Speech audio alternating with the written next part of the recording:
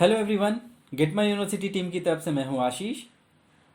Hopefully आप लोग अपने घर पे सुरक्षित होंगे और अपने फैमिली के साथ में क्वालिटी टाइम भी स्पेंड कर रहे होंगे और ये कहीं ना कहीं आपको एक मोटिवेशन दे रहा होगा आने वाले नीट एग्जामिनेशन के लिए बेहतर अपने आप को प्रिपेयर करने के लिए। तो आज के इस सेशन में हम आपको कुछ कॉमन मिस्टेक्स के बारे में बताना चाहते हैं जो कि बच्चे जनरली कर जाते हैं। तो सबसे पहला पॉइंट जो है वो है मिसगाइडेड इंटरनल असेसमेंट। देखिए, आपको अपनी परफॉर्मेंस की एनालिसिस खुद से करनी चाहिए। प्रीवियस ईयर की जो कट ऑफ हैं उसके हिसाब से अपने परफॉर्मेंस को आप देखिए कि आपके स्कोर के हिसाब से आप कहाँ पे स्टैंड कर रहे हैं। और हर आदमी को अपने आप को इवैल्यूएट करना चाहिए कि मेरी परफॉर्मेंस मुझे कहाँ लेकर के जा रही है। और अपने पोटेंशियल्स को आपको ज़रूर समझना चाहिए। अपने वीकनेस को आइडेंटिफाई करिए और उस पर वर्कआउट करिए। परफॉर्मेंस इम्प्रूवमेंट ओवरनाइट प्रोसेस नहीं है, ये एक ऑर्गेनिक प्रोसेस है जो कि ग्रेजुअली इम्प्रूव करता है। तो आपको इस पे ज़रूर ध्यान देना चाहिए। आप अपनी एक पर्सनल स्ट्रैटेजी बनाइए कि आपकी स्ट्रैटेजी क्या है, आप किस तरह के कॉलेज को टारगेट करके चल रहे हैं। आपका जो भी स्कोर आ रहा है मॉक टेस्ट देने के बाद में, वो आपको किस तरह के कॉलेज को दिला सकता है।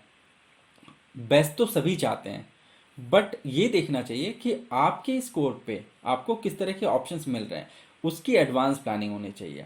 आप अपनी प्लानिंग कैसे कर सकते हैं? आप अपना बजट सेट करिए कि मुझे मेरे फैमिली के हिसाब से ये बजट एलोकेट किया गया है, तो मुझे इस फीस स्ट्रक्चर वाले कॉलेज को ही टारगेट करके चलना है। और उसके हिसाब से आप अपनी प्लानिंग बना लीजिए कि आपको क्या स्कोर लेकर के आना है, किस तरह से आपको परफॉर्मेंस को इम्प्रूव करना है।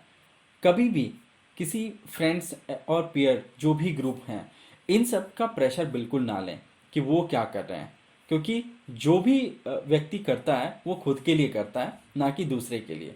अगर कोई बेहतर कर रहा है, ठीक है, वो बेहतर कर रहा है, और आप ये सोचिए कि मैं कैसे बेहतर कर सकता हूँ। ये आपकी अपनी प्लानिंग होनी चाहिए। दूसरा पॉइंट है रिटर्न ऑन इन्वेस्टमेंट के ऊपर में। तो ये एक बहुत ही इंपॉर्टेंट फैक्टर है। हर फैमिली की अपनी एक बजट होती है, उनका एक फाइनेंशियल प्लानिंग होता है किसी भी चीज़ के लिए। अगर आपकी फैमिली आपको डॉक्टर बनाना चाह रही है, तो आपको ये भी देखना चाहिए कि जो भी फाइनेंशियल प्लानिंग है आपके एमबीबीएस प्रोग्राम को लेकर के, तो आपको ये भी देखना चाहिए कि आपको आगे पीजी प्रोग्राम भी करना है, क्योंकि विदाउट पीजी सिर्फ एमबीबीएस इतना वैल्यू एडिशन नहीं दे पाएगा आपको आपके करियर के पॉइंट ऑफ व्यू से। आपको पीजी करना ही होगा। तो पीजी करना अगर है तो आपको उस समय भी फंड की रिक्वायरमेंट होगी। तो आपकी फाइनेंशियल प्लानिंग इस हिसाब से होनी चाहिए कि आज मेरे पास में इतने फंड हैं, कल मुझे इतने फंड की रिक्वायरमेंट होगी, तो मैं इसे कैसे मीट कर सकूंगा। इसके बीच की प्लानिंग आपकी एडवांस में होनी चाहिए, क्योंकि ये टाइम बहुत जल्दी बीत जाता है। और जो आपकी जो प्लानिंग है ना, वो आपको एक एक मार्गदर्शन दे के चलती है कि आपको कैसे कैसा परफॉर्म करना है। अगर आपके अच्छे रैंक नहीं आ पा रहे हैं, तो आपको अल्टरनेटिव ऑप्शंस भी देख करके चलना चाहिए। फॉर एग्जांपल 200-250 के स्कोर पे आपको मेडिकल कॉलेज तो मिल जाएंगे, बट वहाँ पे जो फीस स्ट्रक्चर होगी वो कम से कम 20-22 लाख रुपए पर एनम। बट ये वर्थ है इतना पैसा दे पाना? क्योंकि महज एमबीबीएस करके आपको बहुत अच्छी सैलरी नहीं ऑफर हो जाएगी। आपको पीजी करना है, पीजी करने के बाद में भी आपको कुछ साल अपनी वैल्यू मार्केट में बनानी होगी, तब जा करके आपको अच्छे जॉब ऑफर्स होंगे।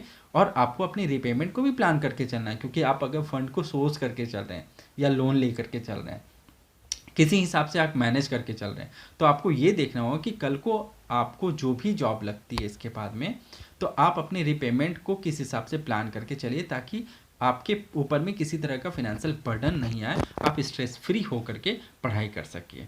तो ये प्लानिंग आपकी होनी चाहिए। अल्टरनेटिव करियर अपॉर्चुनिटीज़ में अल्टरनेटिव ऑप्शंस को भी आपको देखना चाहिए, जैसे ओवरसीज़ मेडिकल प्रोग्राम। एक टाइम पे इसकी वैल्यू नहीं होती थी, बट आज के दिन में जब बच्चे नीट क्वालिफाई करके जा रहे हैं, और जो बच्चे सिंसियर हैं, है ना, कई बच्चे नीट के एग्ज़ाम में अच्छा मार्क्स नहीं ला पाते हैं बहुत सारे रीजंस की वजह से, बट वो एकेडमिक में इतने बुरे नहीं होते हैं। अगर वो यहाँ पे उनको अच्छे ऑप्शंस नहीं मिल पा रहे हैं इंडिया में, और जहाँ पे फीस स्ट्रक्चर काफ़ी हाई होती हैं, वहाँ पे नहीं एडमिशन लेकर के अगर ओवरसीज जाते हैं, वहाँ पे उनको कम से कम बजट में ऑप्शंस मिलते हैं, और वहाँ अच्छा परफॉर्म करके आकर के वो वापस अच्छे से अच्छे कॉलेज में पीजी को करते हैं, तो उसकी वैल्यू बहुत बड़ी हो जाती है। उस वक्त वो अपने आप को एक अच्छे तरीके से वो मान सकते हैं कि वो आगे की करियर को प्लान भी करके चल सकते हैं कि कैसे किस डायरेक्शन में उनका करियर उनको लेके जा रहा है। तो दोस्तों अगला मिस्टेक जो है वो है applying for multiple states at the same time.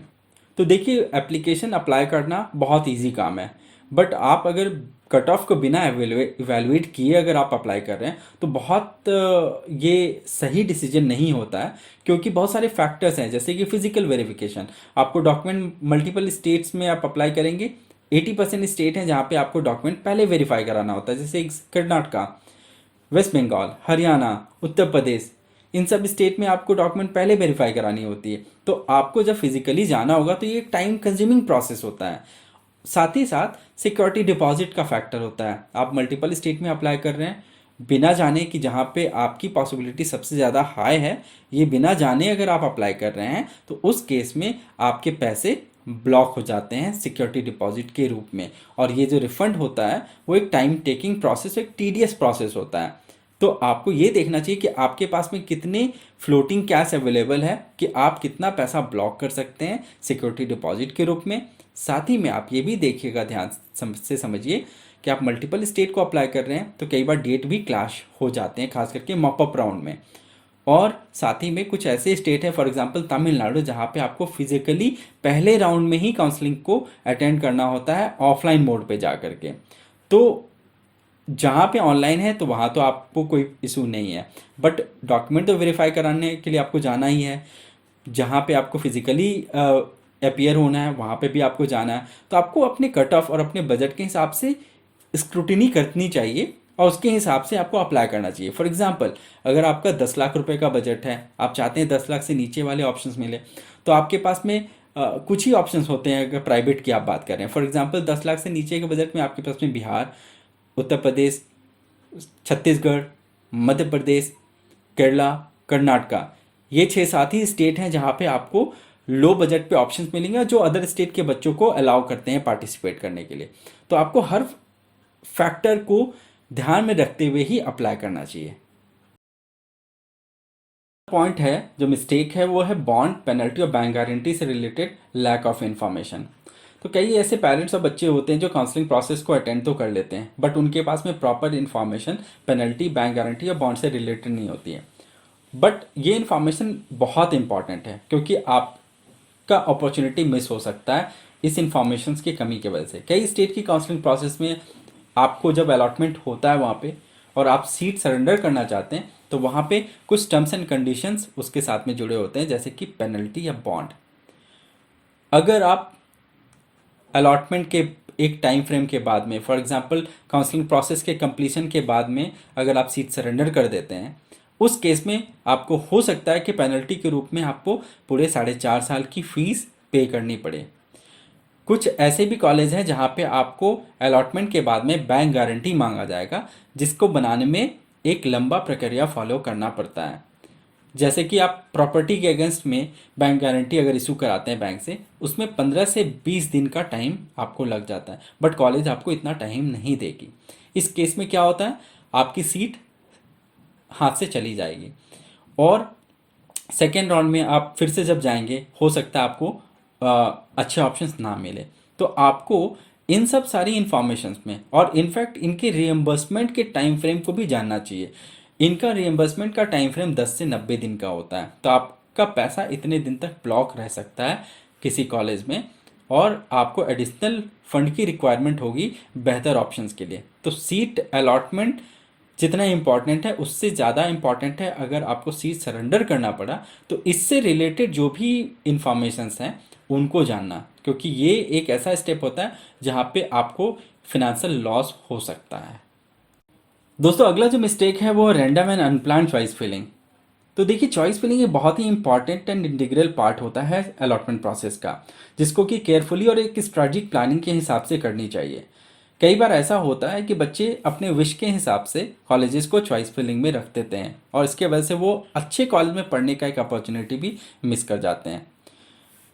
ऐसा कई बार देखा गया है जहाँ पे अच्छे स्कोर पे, अच्छे रैंक पे बच्चे को एक अच्छे कॉलेज में अलॉटमेंट मिल सकता था, बट रॉन्ग चॉइस फिलिंग के कारण वो लोअर रेटेड कॉलेज में एडमिशन ले लेते हैं। तो आपको अपॉर्चुनिटी मिस नहीं करना चाहिए। आपको अपने रैंक के हिसाब से बेस्ट कॉलेज में पढ़ने की कोशिश करनी चाहिए। एक एग्जाम्पल से समझिए, 560 के स्कोर पे 2019 के कर्नाटका के काउंसलिंग प्रोसेस में एक बच्चे ने जब अप्लाई किया, उसने चॉइस फिलिंग में राउंड 1 में सारे कॉलेज को फिल कर दिया, जहाँ पे उसने स्टार्टिंग में हायर रैंक वाले कॉलेज जैसे M S Ramaiah, KIMS, Vaidehi, B R Ambedkar को रखा। अलॉटमेंट के बाद में उसे बागलकोट मेडिकल कॉलेज, जो कि एक लोअर रेटेड मेडिकल कॉलेज है, उसमें अलॉटमेंट हो गई। सेकेंड राउंड में उसे अपग्रेडेशन नहीं मिल पाया, उसकी अपॉर्चुनिटी वहाँ पे ख़त्म हो गई, उसे बागलकोट मेडिकल कॉलेज में एडमिशन लेना पड़ गया। दूसरा बच्चा है जो 555 के स्कोर पे केयरफुली चॉइस फिलिंग करके चल रहा था, जहाँ पे उसने राउंड 1 में सिर्फ 4 मेडिकल कॉलेज को ही अपने चॉइस फिलिंग में रखा, जो कि हायर रैंकिंग वाले कॉलेज थे। उसे अलॉटमेंट राउंड 1 में नहीं मिल पाई। राउंड 2 में भी उसने सेम प्रोसेस को फॉलो किया, उसे अलॉटमेंट नहीं मिल पाया। बट जब वो मॉपअप राउंड में अप्लाई किया, मॉपअप राउंड में 555 के स्कोर पे उसे हायर रैंकिंग वाले college Vaidehi medical college allot हुई। तो आप समझिए कि 555 स्कोर, जो कि एक लो स्कोर था 560 के कंपैरिजन में, उसे हायर रैंकिंग वाले कॉलेज में पढ़ने को मौका मिल रहा है, और जहाँ पे 560 हायर स्कोर था, उसे लोअर रेटेड कॉलेज में एडमिशन लेकर के पढ़ाई करना पड़ रहा है। कई बार चॉइस फिलिंग में बच्चे ये भी गलती कर जाते हैं कि वो गलती से डेंटल के कॉलेज को भी टिक कर देते हैं, और अलॉटमेंट में उनको डेंटल कॉलेज में अलॉटमेंट मिल जाता है, और जिसके कारण से वो फंस जाते हैं। क्योंकि फर्स्ट राउंड में तो आप फ्री एग्जिट कर सकते हैं, बट अगर सेकेंड राउंड में अगर ये गलती आपसे हो जाती है तो आप फ्री एग्जिट नहीं कर पाएंगे, वहाँ पे आपको पेनल्टी लग जाएगा। तो चॉइस फिलिंग आपको केयरफुली करनी चाहिए। दोस्तों, अगला जो मिस्टेक है वो मॉप अप और स्ट्रे राउंड से रिलेटेड है। कई ऐसे पेरेंट्स होते हैं जो लैक ऑफ नॉलेज की वजह से मॉप अप और स्ट्रे राउंड को मिस कर जाते हैं। बट मैं आप सभी को बताना चाहूँगा कि मॉप अप और स्ट्रे राउंड बहुत इंपॉर्टेंट राउंड है, जहाँ पे आपको लो कट ऑफ पे भी ऑप्शंस मिलने के चांसेस काफ़ी हाई होते हैं। एग्जाम्पल पे समझिए, केरला के काउंसलिंग प्रोसेस में 2019 में 485 से 490 के स्कोर पे मॉप अप राउंड में सीटें अलॉट हुई थी, जहाँ पे फीस स्ट्रक्चर जो ऑफर किया गया था वो 6,18,000 से 7 लाख के बीच का था। कर्नाटका के मॉप अप राउंड में जितनी सीटें अवेलेबल हुई थी, उतनी ही सीटें लगभग फर्स्ट राउंड में भी थी। तो आप समझिए अपॉर्चुनिटी मॉप अप राउंड में भी सेम तरीके से प्रिवेल कर रहा था। स्ट्रे राउंड का इंपॉर्टेंस ये होता है कि इसकी इंफॉर्मेशन हर बच्चों तक नहीं पहुंच पाती है। तो जो बच्चे, जो पेरेंट अटेंटिव होते हैं, जो काउंसलर से जुड़े रहते हैं, जो सही टाइम पे इंफॉर्मेशंस को एक्सप्लोर करके और लोगों तक पहुंचा देते हैं, उनके लिए बहुत बड़ा अपॉर्चुनिटी की तरह से होता है। क्योंकि आज इसकी नोटिफिकेशन आएगी, 3 दिन के अंदर में इसके काउंसलिंग के प्रोसेस को कंप्लीट करना है। जो लोग प्रिपेयर थे फिनेंशियली, फिजिकली और मेंटली, वो तुरंत फ्लाई करते हैं और जा करके इस राउंड को के अलॉटमेंट में अपीयर होते हैं, और उनको कम से कम स्कोर पे भी अलॉटमेंट मिल जाती है। तो आप कभी भी इसे इग्नोर करके नहीं चलिए, एक बहुत बड़ा अपॉर्चुनिटी लॉस हो सकता है आपको। दोस्तों, अगला जो मिस्टेक है वो है taking counselling with critical information gap. देखिए, बहुत बड़ा गैप है इन्फॉर्मेशन की कमी। अगर आप ब्रोशर्स को ध्यान से नहीं देख रहे हैं तो आप बहुत सारी क्रिटिकल इन्फॉर्मेशन है जो कि आप मिस कर सकते हैं।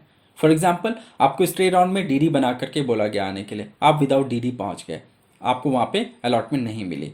आपको ट्रांसफ़र सर्टिफिकेट बोला गया था लेकर के आने के लिए, आप बाकी डॉक्यूमेंट तो लेके गए बट आप ट्रांसफ़र सर्टिफिकेट भूल गए। कई स्टेट की काउंसलिंग प्रोसेस में बॉन्ड, पेनल्टी और भी बहुत सारे फैक्टर्स इन्वॉल्व होते हैं। तो आपको हर इन्फॉर्मेशन को ध्यान से आपको देखना है। आप कोई भी इन्फॉर्मेशन मिस करते हैं तो आप एक बहुत बड़ी प्रॉब्लम वाली सिचुएशन में फंस सकते हैं। कई पेरेंट्स ऐसे सोचते हैं कि ट्यूशन फीस ही एक है जिससे उनको फैक्टर करके चलना है, बट कुछ स्टेट ऐसे हैं जहाँ की काउंसलिंग प्रोसेस में सिर्फ ट्यूशन फीस ही नहीं, उसके ऊपर के अदर एक्सपेंसेस को भी फैक्टर करके चलना बहुत ज़रूरी है। एग्जाम्पल से समझिए, फॉर एग्जाम्पल उत्तर प्रदेश में बेस अगर फीस अगर आप लेके चल रहे हैं 8.5 लाख रुपए फॉर एग्जाम्पल, तो आपको 4 से 4.5 लाख रुपए का एडिशनल कॉस्ट को ऐड करके चलना चाहिए। वो क्यों? 3 लाख रुपए आपको हॉस्टल एंड मेस के लिए आपको लेके चलना है, 1 लाख से 1.5 लाख रुपए आपको मिसलेनियस फीस के लिए, कॉशन डिपॉजिट के लिए आपको कुछ पैसे अलग से 50,000 रुपये रखने होंगे, रिफंडेबल सिक्योरिटी डिपॉजिट के लिए 3 लाख रुपए आपको अलग से रखना होगा। तो हो सकता है आप सोचिए 8.5 लाख रुपए का फीस स्ट्रक्चर है, इसके ऊपर से1 लाख रुपए का मेरा हॉस्टल एकोमोडेशन पे जाएगा, आप 9.5 लाख रुपए का एक्सपेंस लेके चल रहे हैं, और फाइनली आप लैंड अप जब होते हैं तो पता चलता है 13.5 से 14 लाख रुपए का पर एनम का एक्सपेंस आ रहा है। तो ये एक ऐसा सिचुएशन आपके सामने क्रिएट हो सकता है जहाँ पे आप बुरी तरह से फंस सकते हैं। तो इसमें ना फंसे, एवरी इंफॉर्मेशन को आप ध्यान से पढ़ करके ही आप अप्लाई करें। अगली जो मिस्टेक है वो है डिस्ट्रीब्यूशन ऑफ सीट से रिलेटेड। तो आप जब भी काउंसलिंग प्रोसेस को अटेंड करने जाते हैं तो आपको अप्लाई करने से पहले ये ज़रूरी है देखना कि कितनी सीटें आपके लिए अवेलेबल हैं। अगर आप किसी कैटेगरी से बिलोंग कर रहे हैं तो आपके डोमिसाइल स्टेट में रिजर्वेशन ऑफ सीट्स जो हैं आपकी कैटेगरी के हिसाब से कितनी हैं। इसके हिसाब से आप ये आइडेंटिफाई कर सकते हैं कि आपकी पॉसिबिलिटी कहाँ पे हाई है। अगर आपका रैंक फॉल करता है प्राइवेट कैटेगरी के कॉलेज के लिए और आपको अपने स्टेट में हायर फीस वाले कॉलेज के ऑप्शंस मिल रहे हैं तो आपको इस केस में उन स्टेट के लिए को अप्लाई करना चाहिए जहाँ पे नंबर ऑफ सीटें ज़्यादा हैं, फीस स्ट्रक्चर भी कम है। फॉर एग्जांपल कर्नाटका, जहाँ पे 7,98,000 के फीस स्ट्रक्चर है, पे 595 सीटों को रिजर्व रखा गया था ओपन कैटेगरी में, जहाँ पे हर स्टेट के बच्चे पार्टिसिपेट कर सकते थे। केरला में 365 सीटें थी, लगभग 350 सीटें वेस्ट बंगाल के काउंसलिंग प्रोसेस में भी थी, छत्तीसगढ़ में 120 सीटें थी। तो ये सीटों का मैट्रिक्स जो है ना वो जानना आपके लिए बहुत ज़रूरी है। तो आप समझ पाएंगे कि आपकी स्टैंडिंग क्या है, आपकी प्रोबेबिलिटी ऑफ सीट अलॉटमेंट की क्या है, ये सब आप जान सकेंगे सीट डिस्ट्रीब्यूशन के बेसिस पे। तो आज का आखिरी जो मिस्टेक है जो मैं आपके साथ में शेयर करना चाह रहा हूँ, जो कि एक बहुत ही इंपॉर्टेंट मिस्टेक है, वो है lack of credible information about the college. आप कॉलेज में एडमिशन से लेने से पहले आपको बहुत ज़रूरी है आप इन बातों का ध्यान रखें कि इंफ्रास्ट्रक्चर कैसा है, क्लिनिकल एक्सपोजर कैसा मिलेगा आपको वहाँ पे, पेशेंट का फ्लो कैसा है, किस तरह के इक्विप्ड ऑपरेशन थिएटर हैं, फैकल्टीज़ कैसी हैं, क्योंकि ये सारी इन्फॉर्मेशन ऐसी इन्फॉर्मेशन है जो कि आपके लिए बहुत इंपॉर्टेंट है। कितनी कैडेवर आपको अवेलेबल की जाएंगी वहाँ पे, जो कि आपके एनाटॉमी के लिए बहुत इंपॉर्टेंट है। तो आप ये समझिए कि एमबीबीएस की पढ़ाई में आप अपना time, effort and money everything लगाने वाले हैं, और एक कहीं ना कहीं आप एक बड़ा करियर प्लान करके चल रहे हैं, आपका एम हाई है, कहीं ना कहीं आप सेकंड गॉड कहलाने वाले हैं। तो आप क्यों कॉम्प्रोमाइज़ करेंगे ऐसे कॉलेज से जहाँ पे इन सब चीज़ों को कॉम्प्रोमाइज़ किया गया है, जहाँ पे ना के बराबर में पेशेंट आते हैं, वहाँ के ऑपरेशन थिएटर बिल्कुल आउटडेटेड हैं। तो ये every single information is very important and useful for you, और आपको इसे इग्नोर नहीं करना चाहिए। तो जब भी आप कोई भी काउंसलिंग प्रोसेस को अटेंड करते हैं उससे पहले इन सारे इन्फॉर्मेशन को आप ज़रूर पता कर लीजिए, तब जा कर के आप अलॉटमेंट के बाद में एडमिशन लीजिए। तो दोस्तों ये था हमारा आज का सेशन जहाँ पे हमने आपके साथ में मिस्टेक्स को डिस्कस किया है। होपफुली हमारा ये सेशन आपको पसंद आया हो और आपके आने वाले टाइम में आपके डिसीजन मेकिंग में भी काफ़ी हेल्प करेगा। कोई भी आपकी डाउट और क्वेरी अगर हो तो हमारी टीम गेट माई यूनिवर्सिटी के साथ में आप आज ही जुड़िए। और भी डिटेल इन्फॉर्मेशन के लिए हमारी वेबसाइट www.getmyuniversity.com पे जाकर के आप एक्सप्लोर करिए। साथ ही हमारे टूल MBBS बडी को भी सब्सक्राइब करिए ताकि इन डेप्थ इन्फॉर्मेशन आपको वहाँ पे एक्सप्लोर करने का मौका मिले, और साथ ही में आप अपने परफॉर्मेंस को भी एनालाइज कर सकते हैं कहाँ पे आप स्टैंड कर रहे हैं हमारे कॉलेज प्रेडिक्टर के थ्रू। हमारे इस वीडियो को देखने के लिए बहुत बहुत धन्यवाद। Wish you very best for your upcoming NEET examination. Thank you.